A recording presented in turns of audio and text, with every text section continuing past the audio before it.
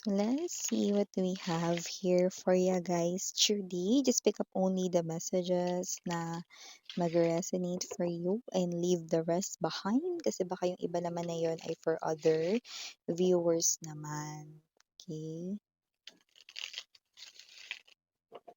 Let us see.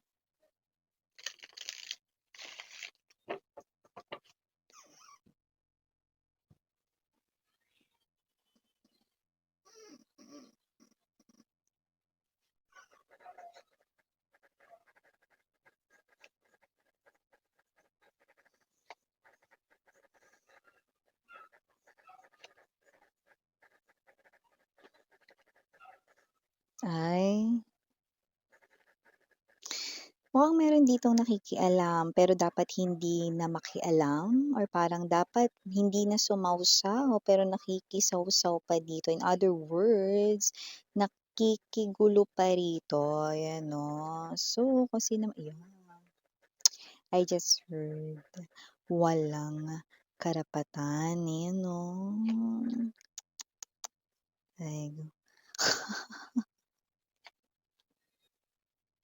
oh.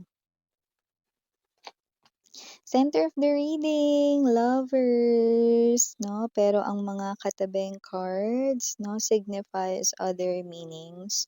Andito din, Wheel of Fortune, Three of Swords. Oh, Nine of Coins. Sabi ni Queen of Swords para sa ating bottom of the deck, Six of Cups, and the King of Coins. Mukhang mga babes 'no, ikaw itong klase ng energy, puwedeng may bago ng nagpapangiti sa'yo, yay! Yung iba puwedeng bagong pasok na kayo sa isang bagong fresh at napakatamis na bagong koneksyon sa isang person 'no, na like mo na, gusto mo na at may feelings ka na.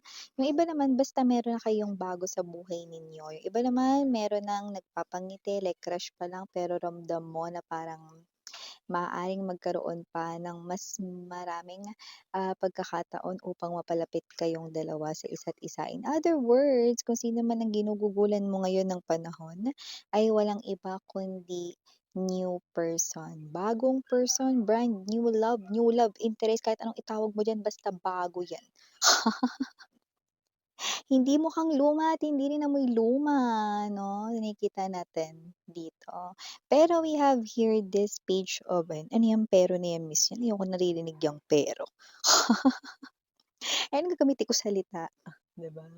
So, pero meron dito, Page of Pentacles energy, Eight of Wands. Bakit ano ba yan miss yan 'no, okey.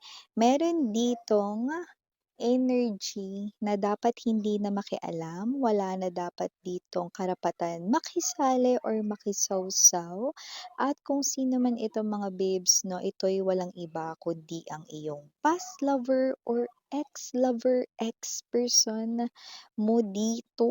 Ayan 'no, at ang sinasabi niya dito nakakaloka, Page of Coins, Eight of Wands, Ace of Cups, Ace of Wands, and the World. Ba't ano ba yun miss yan 'no, sinasabi niya na hindi ka daw sure na nasa tamang tao ka na kasi wala ka na sa kanya. Eh, di wow!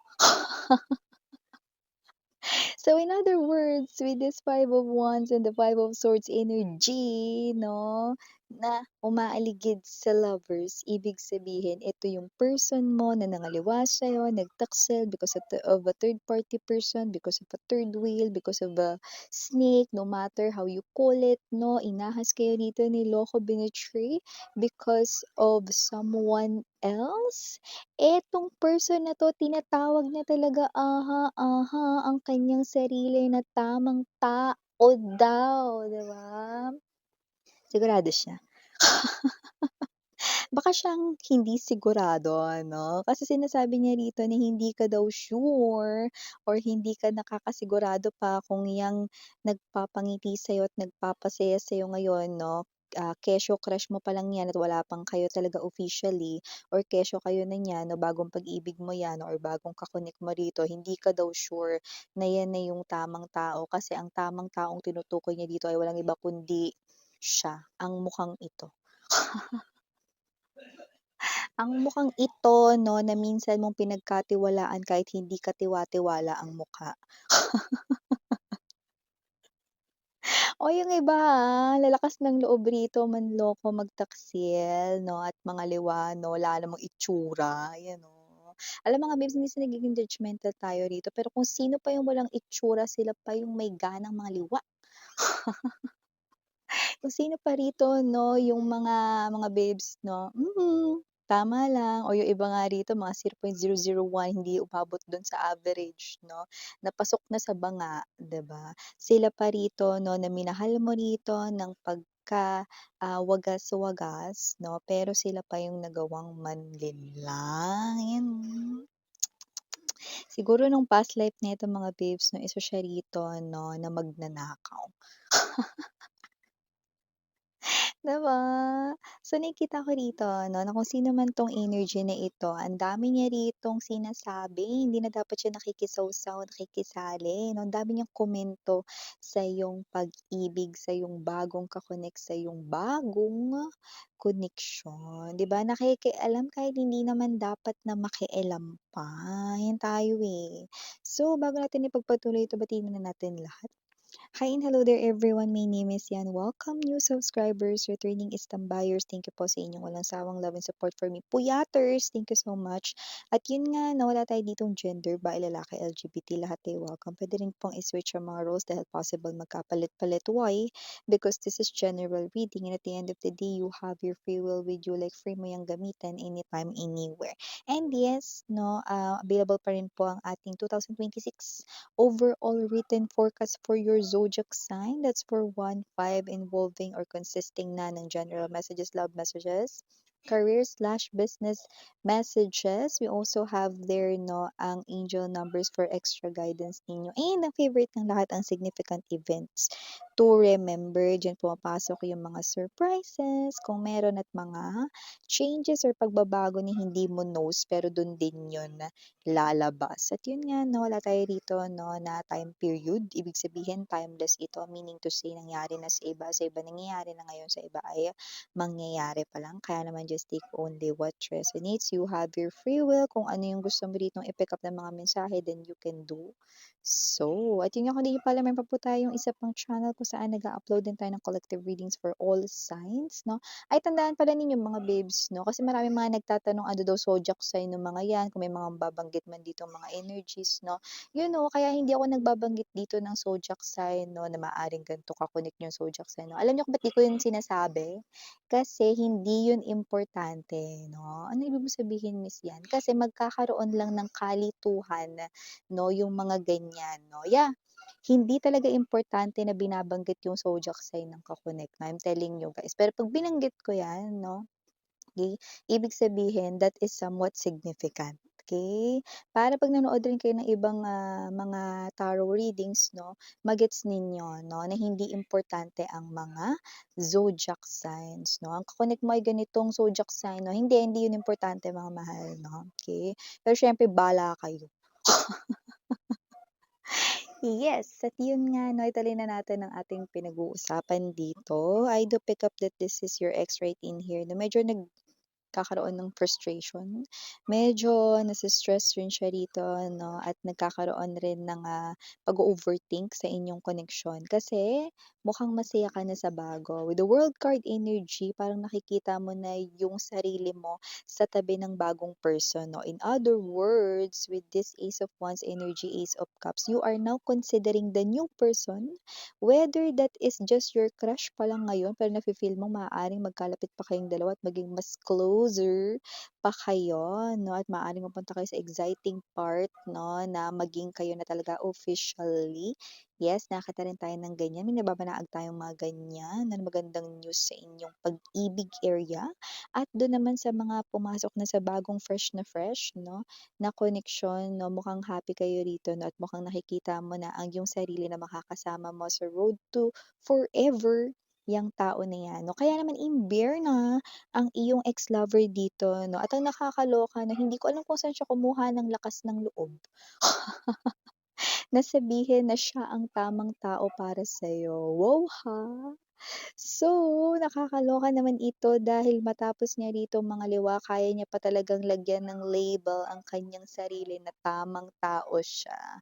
Wow! So, kasi naman 'tong energy na 'to nakikita natin dito na ito yung klase ng energy puwedeng ini-ignore mo na ngayon or hindi mo na binibigyan ng pagkakataon na muling, um patuloyin sa iyong life 'no, at mas lalong hindi mo na binibigyan ng pagkakataong patuloyin sa iyong heart 'no, dahil itong person na 'to 'no ay in-involve kayo sa isang third party situation dito 'no. At sinasabi dito nitong ex-lover mo dito that with this Three of Swords energy 'no, baka ikaw ito 'no na nagpapanggap lang, baka may mga problema ka daw na pinagdadaanan sa bago mong karelasyon, 'yan 'di ba? Ang dami niyang mga sinasabi 'di ba? Parang sinusubukan niya pang siraan 'no, ang inyong relationship na sa paligid ng inyong mga common friends or common individuals that you both know. At mukhang tina-try niya pa rito na parang, pagdalawang isipin ka 'no or magdalawang isip ka rito sa bagong tao na 'to na mo 'di ba? Nakakaloka 'no, sinasabi niya na hindi daw 'yan yung tamang tao kundi siya ang tamang tao dito, wow, ah. So, kung sino 'tong energy na 'to mukhang mali siya, kasi ang energy mo with this Nine of Pentacles energy mukhang panatag ka at totoong masaya ka sa bago. Eh, wala kang problema, stress-free ka at mukhang ito ka 'no na, um, parang mas nakakapag-ipon ka ngayon 'no, kumpara dito sa dati mong jowa na 'yan or dati mong ex-boyfriend na 'yan, ex-girlfriend na 'yan or, dati mong, asawa 'no, kung sino man 'yan 'no, na sinasabing siya yung tamang tao rito 'no. Mukhang mas okey ka ngayon, mas nabibigyan mo rito ng, um, um, treatment ang iyong sarili 'no. It looks like yung parang ibig sabihin nun na mas nabibigyan mo rito ng parang asikaso ang sarili mo. Nakakapag-salon ka, paganda ka or whatever, nakakapagpapogi ka, nabibili mo rito yung mga jupatos mo. Pero dati hindi. Kasi inuuna mo siya kapag nagparinig siya sa'yo 'di ba or sabihin niya lang may maganda dito 'no, siyempre dahil love mo siya bibilin mo yun. Kahit na gusto mong may bilhin ka rin for yourself 'di ba? So ganong klase ng energy pero ngayon 'no, dito sa bagong person 'no, mas naaalagaan mo ang self mo 'no, okey? Nasa tamang tao ka ngayon. Kakaloka 'tong ex-person mo 'no, sino naman 'tong energy na 'to 'no, parang gusto kong tumawa ng malakas. Sa harap ng mukha niya. Mapang-asar yung reader. So yun nga 'no, nakikita natin dito kasi nga gusto niya dito na manumbalik ang inyo ritong amor sa kanya, dun sa inyong ex-lover 'no, kaya nandito ang Wheel of Fortune because this person right in here wants to go back home with you, okay? Come back home. Yeah, come back home ang gusto niya ditong mangyari sa inyong dalawa, 'no. So nakikita natin dito na mukhang ito siya, 'no, isa siya sa pinakatutol, 'no, pero parang wala namang ibang tumututol, actually siya nga lang ang tutol na tutol dito sa inyong koneksyon ng bago mo kasi nga gusto niya siya yun, 'no. Sa madaling salita, gusto niya siya yun. But with the Queen of Swords energy, you are cutting this person here off your life, especially 2026 magandang opportunity para kalimutan mo na talaga siya ng bonggacious, 'di ba? Ito na talaga yung bagong simula na yun, so bakit ka pa babalik 'no, para ma-feel ulit yung hurt? Naku, hindi na 'no. Super sakit at super hirap ng pinagdaanan mo, that's what you're telling me with this Three of Swords as well, okay? May mga times na hindi mo na-o-open 'yan sa mga friends mo para hindi magmukha na masamang tao ang ex mo kahit na masama talaga siya. Masama talaga yung ginawa niya 'no, at the end of the day may respeto ka pa rin dun sa mokong na yun, 'di ba? So with the Six of Cups energy, King of Pentacles 'no, alam mo kasi kaya gusto niyan bumalik 'no, hindi dahil mahal ka niya, eto pang malupit, Six of Cups, King of Pentacles energy 'no, gusto niya kasi ulit dito na makapamuhay ng hayahay. Gusto niya kasi dito na mas kumilos ka para sa kanya 'no, hindi na ikaw yung dati rito na yan. muchacha. I just heard muchacha, muchacho right in here. So definitely, this person right in here, no, ay posibleng kino-consider kayo hindi isang lover kundi isang muchacho or muchacha rito, no? Yan, no, napagsisilbihan siya, no? Ano siya? Gold, diamond, 'di ba? Ay, so kasi naman 'tong energy na 'to 'no, 'yan ang gusto niyang mangyari rito 'no. Siguro pagod na 'to. Pagod na 'to, eh, 'no, na parang kumilos sa kanyang mga luho or gumastos para sa kanyang self, okay. So whatever the case may be, I do pick up ito talaga yung pinaka-goal niya. This is this person's hidden agenda kaya naiinis siya kasi ibang tao na yung nakaka-receive 'no, pero hindi naman gano'n yung bago mo. Hindi materialistic ang bago mo, actually ikaw pa nga yung parang binibigyan or bibigyan ng bago mo at yung bago mo ang tamang tao. At hindi itong ex mo. Okay? So, for the initials right in here is we do have, unang-una letter C, andito rin ang letter M. We also have here the letter O, andito rin letter F, andito rin ang letter G, andito rin ang letter L. We also have here the letter E, andito rin ang letter I. For some reason, maaring more than one ang letter I, andito rin ang letter R. At last but not the least, we have the letter Okay. So yeah, these are all the messages we've got right here for you, babe. Again, I'm Yuriana on Sarang Hail Love in Light. Annyeong.